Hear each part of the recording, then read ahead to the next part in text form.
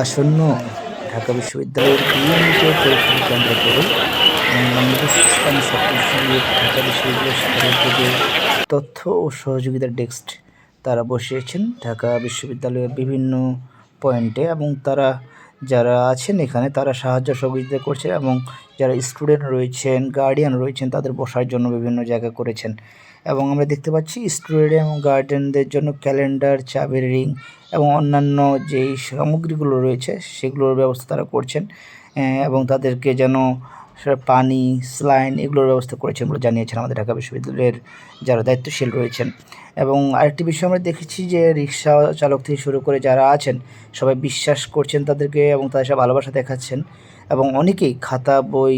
যে mobile, money bag যা কিছু ছিল সব কিছুই এসে শিবিরের পাশাপাশি বাংলাদেশ জাতীয়তাবাদী ছাত্র দল, ছাত্র শক্তি সহ বিভিন্ন দলগুলো রয়েছেন, খেলাফতে মজলিস সহ অন্যান্য ছাত্র সংগঠন যেগুলো রয়েছেন সেগুলোকেও দেখেছি আমরা পয়েন্টে এসে ছাত্র ডেস্ক করে ছাত্রদের জন্য সহযোগিতার ডেস্ক করেছেন, এবং তারা দেখিয়ে দিচ্ছেন যে কোন পয়েন্টে গেলে কোন জায়গায় পাওয়া যাবে, এবং অনেক শিক্ষার্থীদেরকে তারা সাহায্য করছেন, এবং যাদের সাথে গার্ডিয়ান আসেন নাই তাদেরকে তারা বসার এবং দিক নির্দেশনার জন্য ব্যবস্থা দিচ্ছেন।